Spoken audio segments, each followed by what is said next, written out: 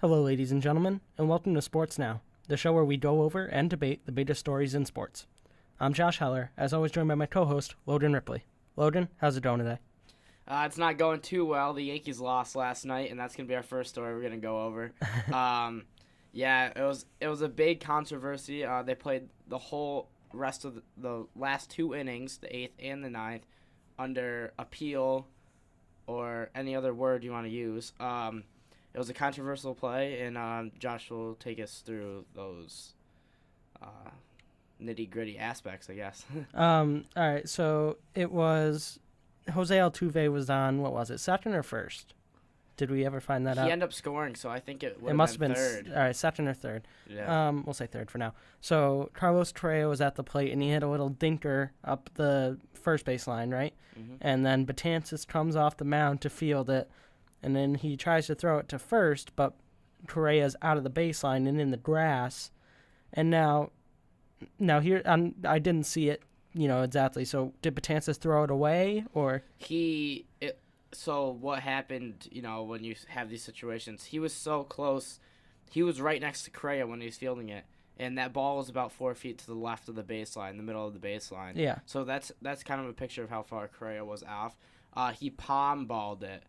So when he palmed it, instead of getting two fingers on it, cross lace or wood lace, he palmed it, and when he went to throw it, it looked almost like a touch pass, like he was just trying to float it over Correa's shoulder, and not hit him where, he was in the way. Correa was out of the baseline, he was in the way, and he was obstructing the throw.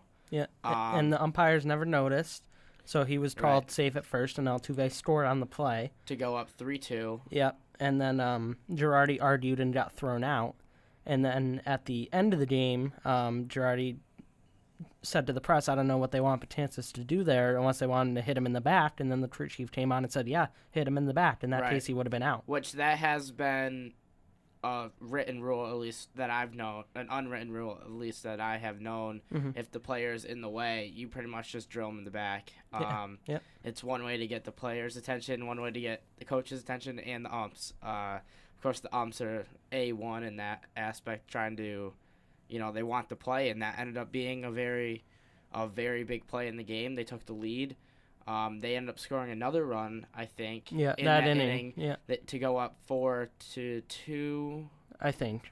But then Didi ended up hitting a home run the next inning. A solo in the ninth. Yeah. That would have, it. It would have tied it. I guess you could say yes. Altuve was on third. He was gonna score either way on that play. Probably. But then Didi would have tied it to 3-3. Yeah. So that's just one thing. No, I don't really know if playing under protest means anything or if it's just words at this point. That's something that I mean, we talked about they don't even know really what it means. I mean, you can't go back and change the decision. There's 2 more innings left to play. Right. The only thing that could happen would be the umps were at fault, and that's the only thing I could see that would happen would be, oh, the umps were at fault, they're going to get fined. They didn't see it, they're going to get fined. Right. That's the only way playing under protest, I think, would do anything. Yep. It's a play that's been around for a long time. Next time they need to, do their job. It shouldn't, with all the problems with sliding into people, which we're going to get into next, and, players throwing at people. Now you're saying, hit him in the back? Yeah. So that's something to look into. Is he? I know he's not at fault for saying that because that's how the game's always been played, but we're changing other rules. Why don't change that one? Yeah. So the Yankees lose in controversial fashion, and then another division game ended in controversial fashion. It was the Blue Jays and the Tampa Bay Rays. Now, I only saw the highlights/lowlights for this one. Right, yeah. And it was towards the end of the game, Jose Bautista was sliding into second base, and instead of putting his arms up, because we had that controversy last year where someone threw a ball and it hit the runner's hands while he was in the air, he had his arms down. He slides into second, but he takes his arm and it looked like he kind of wrapped it around the infielder's ankle kind of thing, wrapped it, but it was just kind of there and it impeded on the play, and he was called out on it. Yeah, that slide was like the weakest slide I've ever seen. Yeah. It wasn't even close to being what Utley did in that in that World Series game. Yep. That ended up changing the game and the series, and helping Kansas City get that advantage. Yeah, that wasn't even close to what we had seen with Utley's. Utley slid in hard. He broke the guy's leg, I believe. He did. You know, that was a wimpy slide. You know, he couldn't stand up. You know how players slide in like that, and they can stand up sometimes without even like putting their hands up. Right. Yeah, he wouldn't have. No, he would have hit the base and stopped, and would have been on his bottom still. Yeah. And Blue Jays manager Brian Gibbons said after the game, "It's getting ridiculous. What do they want us to wear? Dresses?" Which drew a lot of backlash. You know, I'm not a huge fan, obviously, because I'm a Yankees fan. I think the slide is good. I like the hard slides. I don't like the plays. I think that I don't like the egregiously unnecessary slides, like the Utley slide. He was at the base when he started his slide. I think you should be able, as long as you can touch the base with any body part, you should be able to slide wherever you want. That's my opinion, because you can slide away from people all the time. You can do it on any base. You don't have to slide in foot first. You can slide in and reach back for the bag. You can do it any way you want, and I think that's fine. And he's making a play for his team. Utley went in way too hard, and that is something that you should look at and say, all right, that's the rule right there. But with something like this, when he hardly even does anything, and they call that and change the game, is not very good for the game of baseball. My other point that I wanted to make was, what did I want to make? It was on the aspect of, like, the game's becoming very weak, and like it's not as aggressive as it used to be. It's like Bryce Harper's saying, like, make the game good again. You're starting to see things transpire like this rule, like the one we talked about. Umps calls are coming more and more controversial with these replays. That is now a big part of the game too, but they don't do anything. Replays only look at home runs if they're, what else do they do? Yeah. So it's not a sport that home run and fair foul. Yeah. That's what I mean. Yeah. It's not a sport like basketball. It's not a sport like football where replays are just so dominant. So I think they definitely need to look into some other things that they can do. And I don't know, players, they play the same way from, little league up to high school, into college, into the minor leagues, pros, and then they're just supposed to change, like, the whole batter's box thing. They're some are good for baseball, some are not. Another thing I wanted to add was on the other end of that, on double plays, I don't think they did anything. The shadow swipe, like when you're turning two, and you're not even close to the bag, and they just say he was near the vicinity of the bag. Yep. Now that's something that needs to go. They need to say, put your foot on the base, or else he's going to be safe. Yeah. And I think that's something that they need to look for. The slides, that was just one thing that happened and was very egregious, but I don't think you're going to really see a lot of that. I mean, you don't really see a lot of it anyways. Right. I think if you're in a reasonable is probably the word, the reasonable vicinity of the base where you can touch it with your hand, your foot, any body part, that's fine. But if he's 5 feet to the right of the bag trying to take this guy out, now that's like he's out, and then you might want to take the runner and say he's out at first too. Yeah. And that might be one way to make a point, but don't do this when the guys are sliding in weak and things like that. Yeah. All right, so we go to Arizona. Arizona brought in 2 big-time pitchers to try and bolster their playoff hopes, bringing in Zach Greinke and Shelby Miller. High price on each. Greinke with the big contract. Miller, they had to give up number 1 prospect Dansby Swanson. But now, after one start, it's not looking too hot. Zach Greinke gave up 9 hits and 7 earned runs in 4 innings against, I believe it was the Rockies. The Rockies, yeah, yes. You're right. We talked about this. Yeah. Turns out Greinke pitched with the flu, so, one of those situations. MJ played with the flu. Yeah, He would have had a lot better stats batting. And then we had talked about last show about you liked Shelby Miller. I really don't like Shelby Miller, and Miller got rot. He pitched 6 innings, gave up 8 hits and 6 earned. That must have been all in the 6th, all in the 5th. I don't know. I mean, the 6 innings seems like a decent amount of time, whereas Greinke's 4 innings. Yep. For about the same amount, so. Yeah. I mean, with Shelby Miller last year, he was in a pitcher's park. He got really lucky. He had defense behind him. And Arizona has their defense too, but it's more of a hitter's park, and that luck isn't going to keep up. The sabermetric stat BABIP measures luck, and he had a pretty high BABIP. Can you measure luck, though? You can't. Well, statistically, yes. In the way here, you keep talking. Go ahead. So another when Josh's talking about Greinke and Miller, they're gonna have to put all their eggs into one basket for this year to try to make a run. If it shows it's not working out, I wouldn't be surprised if they get rid of one like Greinke or Miller. Most likely Miller. Most likely, yeah. All right, so I'm on FanGraphs, which is the be-all, end-all for baseball statistics. Batting average on balls in play, BABIP, is a statistic which measures how often non-home run batted balls, or balls in play, fall for hits. Outcomes, like singles, doubles, triples, or outs, on balls in play vary based on the talent level of the batter and pitcher, but also due to luck and the performance of the defense. So basically some things have become way too stat heavy. It's BABIP equals hits minus home runs over at-bats minus strikeouts minus home runs plus sac flies, which no one's sac flies, as in that's where that's where a lot of luck comes in. Is if it's a hitter friendly park, sac flies can turn into home runs easy. Pitcher, like you said, pitcher friendly, home runs could turn into sac flies. Then you get into the wind and all that, which is it a dome? So yeah, I could see how you could measure luck in some instances, but not.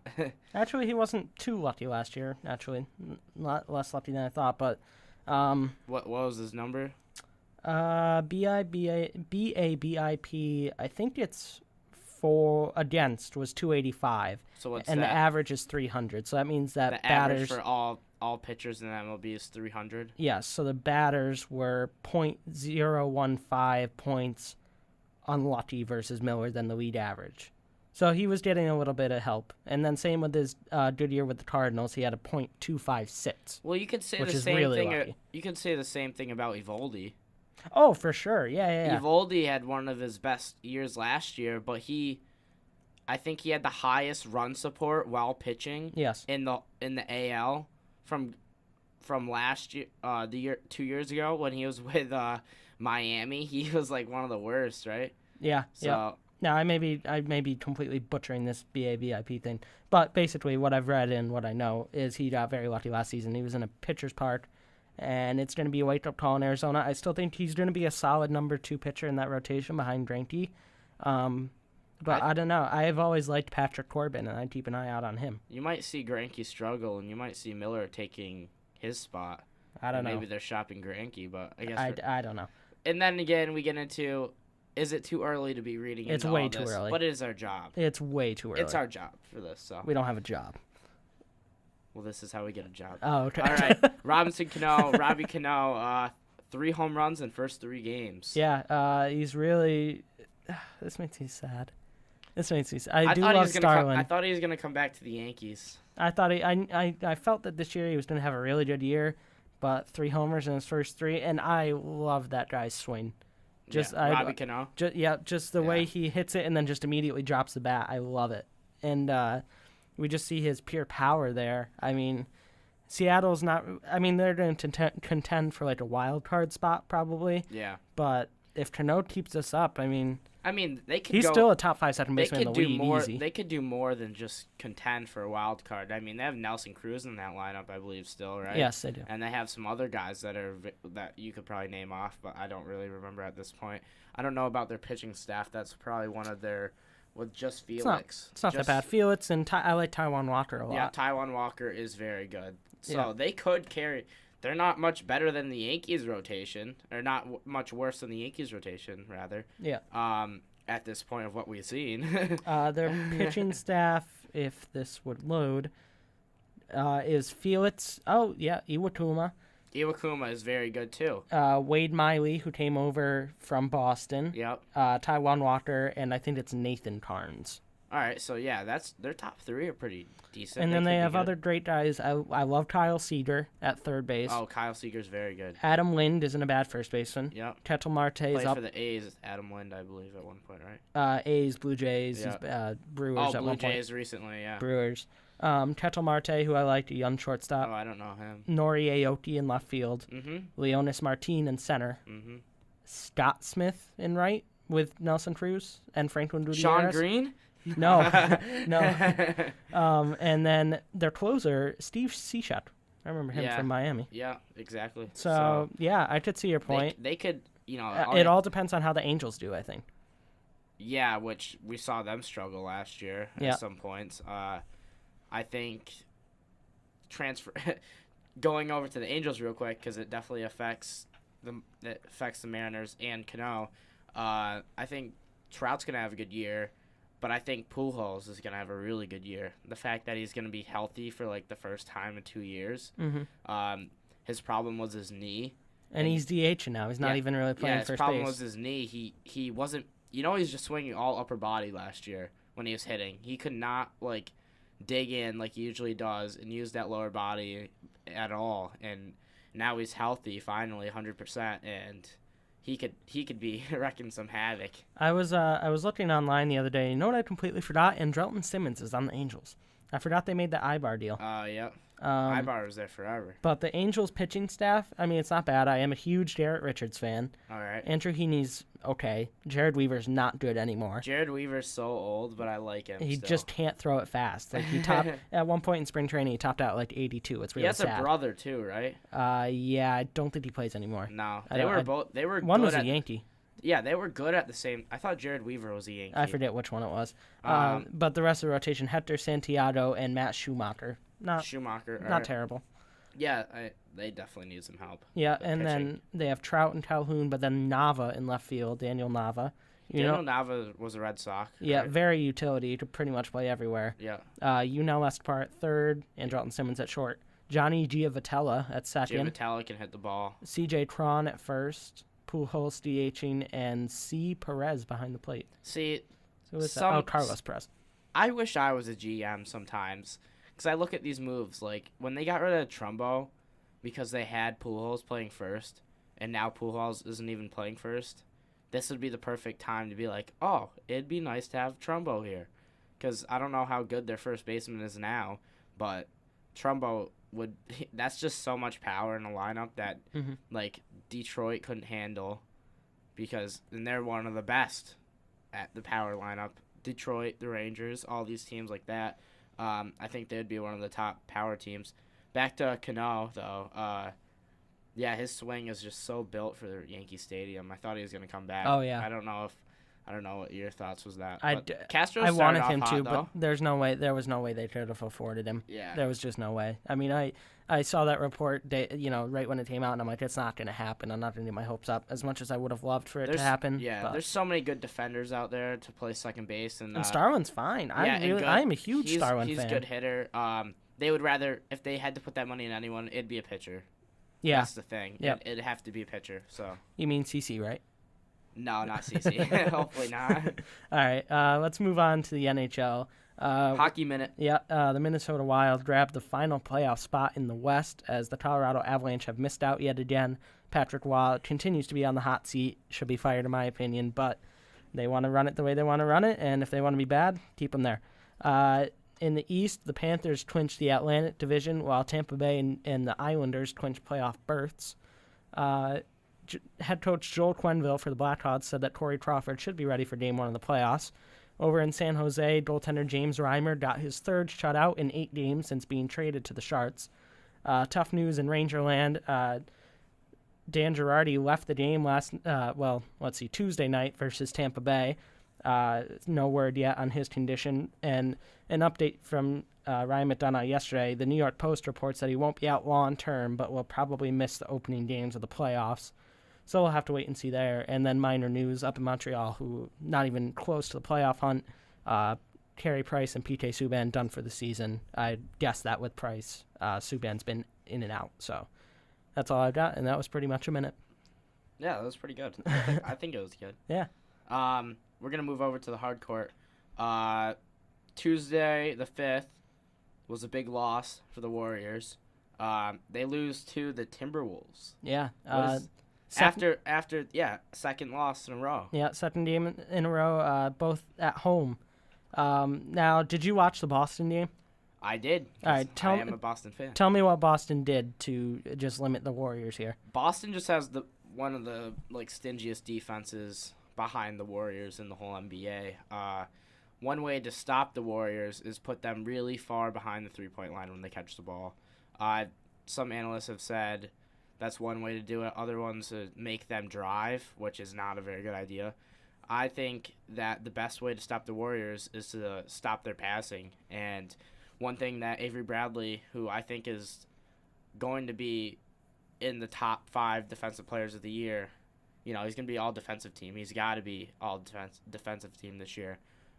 He was playing Klay Thompson, who, if I remind you, is 6'6", 6'7". Mm-hmm. Avery Bradley is 6'3", 6'4", playing shooting guard. Yeah. And he is making Klay Thompson catch the ball about 5 feet past the half-court line.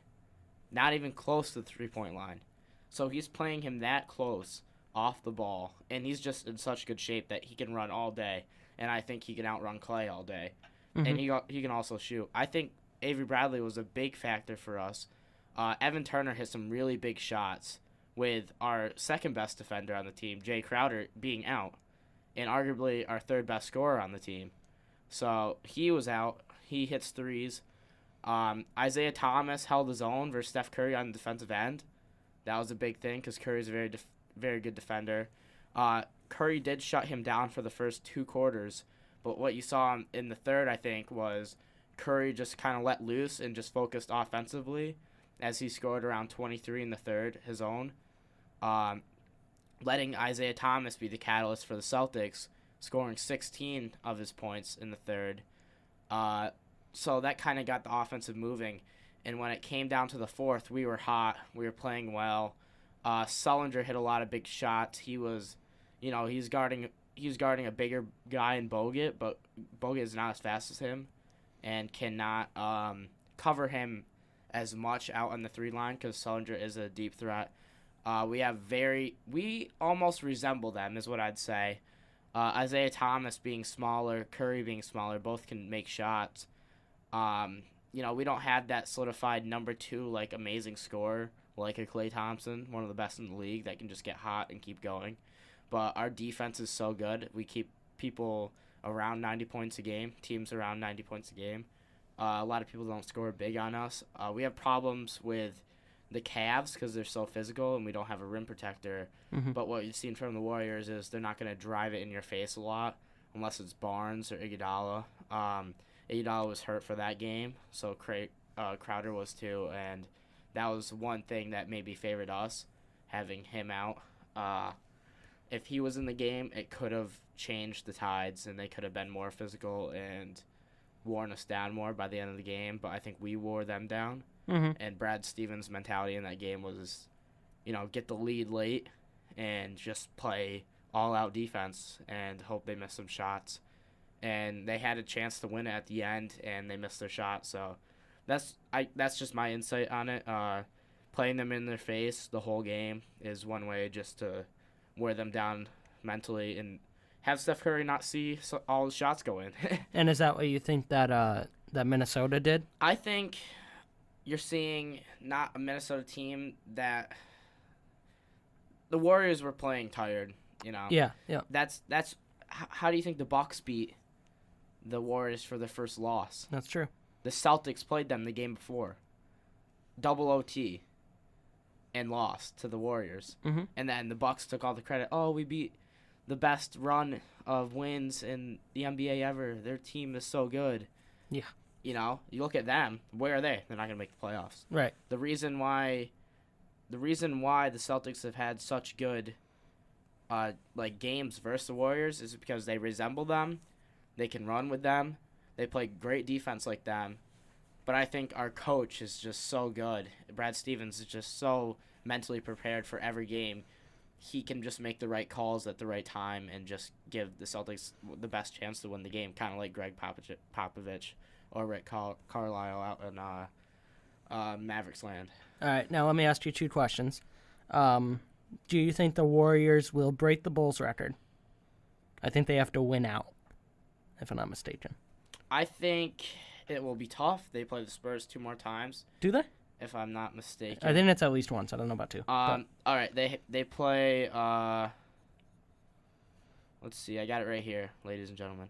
They play the Spurs Thursday, April 7th, and then they play the Grizzlies. That'll be the tough. 9th. Then they play the Spurs again, the 10th. Oh. Then they play the Grizzlies the 13th. Yeah, I don't think they can get it. They'd have to win out. One thing that can favor them, though, they're playing the same teams. True. Yeah, and but yeah. They could do it. Curry didn't have that great of a game versus the Timberwolves. Klay Thompson led in scoring with 28.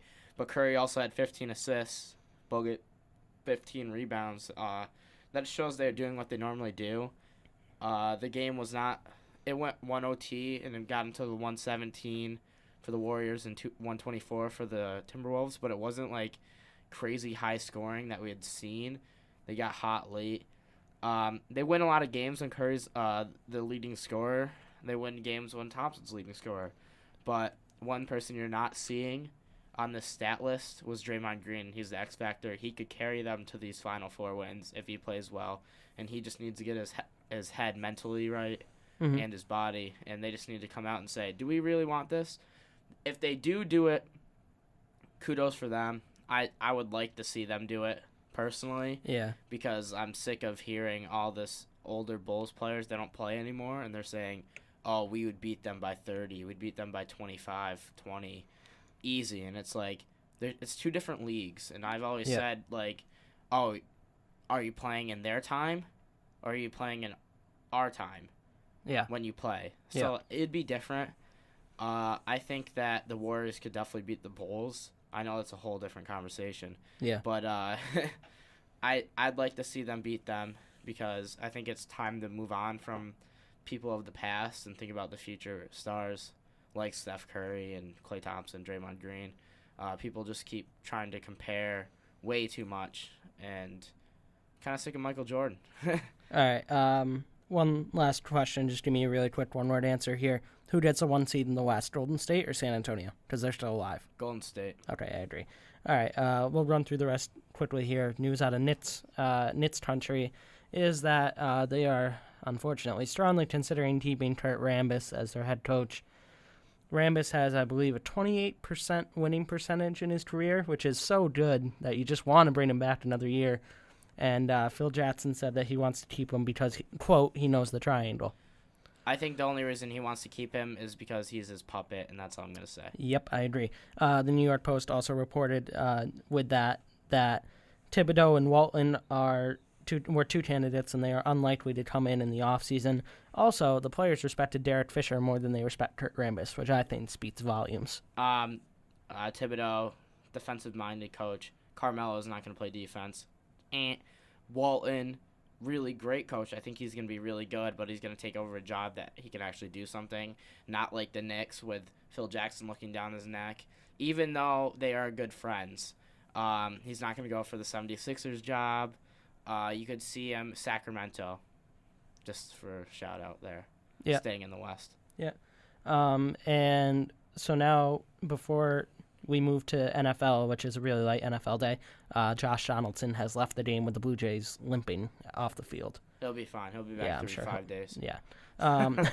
Really quick. You heard it here first. Yeah, really light NFL news. The NFL Competition Committee has endorsed the idea for a 14-team playoff. Thoughts, really quick. Well, some teams are just going to get blown out. It's football. It's not basketball. It's not, it's not the NCAA tournament. In football, you know who the really clear-cut teams are to win. You rarely see bad teams win anything. For instance, 2011 New York Giants were a good team that just had a off regular season. They made it in, and they played their football that they should have played all year. That was not an underdog thing, I don't think. And I think the NFL is looking for that competitive edge of where all teams are close together. That's just not the fact yet. I think it is getting closer to be closer to get to that. 14 teams is a little crazy. I like the way it is now. Yep. The Vikings are starting to make the playoffs, and then you want to make it 14 teams? All right, so really quick news tidbits here. Utah beat Syracuse by 31 for their 4th straight title. Damn. In women's basketball, and also Kentucky's Tyler Ulis declared for the draft today. One more thing to add, Grayson Allen is going to return to Duke for his junior season. They have a lot of big name people coming in. Jason Tatum, one of them, one of the top recruits coming in. So they are going to be AP number 1, no doubt, starting. All right. So I have 3 trivia questions. How many do you have? I have 3. All right, let's get started. Welcome to Trivia Now. I'll go first. All right. All right. Here are your categories. We'll run through these quick. We got like 5 minutes. Baseball. Okay. All right, good. Good thing that was one of them. Who has played the most games in MLB history? Is it Cal Ripken, Hank Aaron, Pete Rose, or Ricky Henderson? Cal Ripken. Incorrect. Junior. Incorrect. Pete Rose. All right. Yeah. All right. Basketball or golf? Golf. All right. Who holds the record for most PGA wins in 1 year? Okay. Is it Ben Hogan in 1946, Byron Nelson in 1945, Tiger Woods in 2000, or Sam Snead in 1950? Byron Nelson. That is correct. Do you know how many wins he had? Let's see. He probably had like 10. 18. 18. Wow, that's a lot. Hogan had 13, Snead had 11, and Woods had 9. 9. All right, basketball. Who has the most games played in NBA history?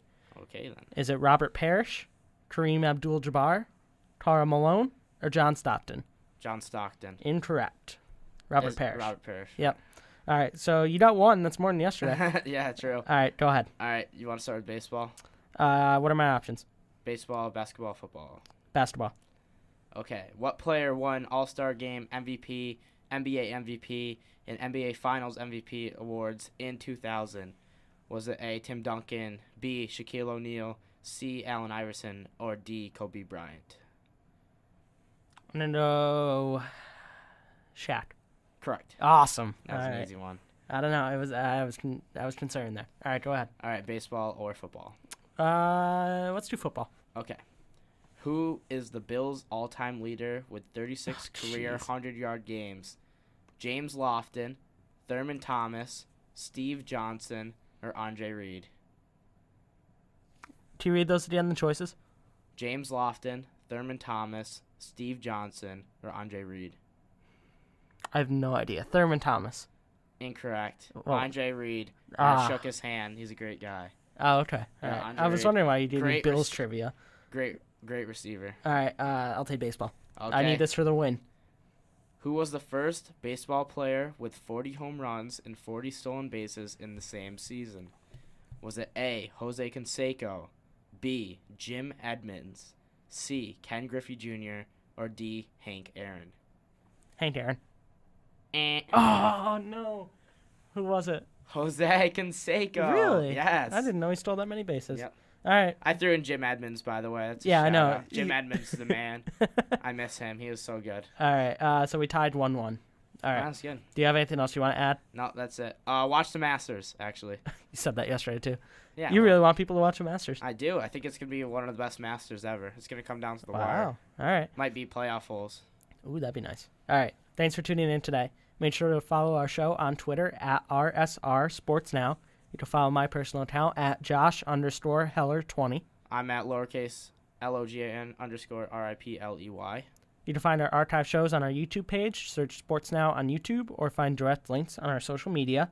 You can find us on Facebook, searching Sports Now on Facebook. Thank you for listening to Sports Now on Radio St. Rose. Be sure to tune in next time for all the latest news around the sports world.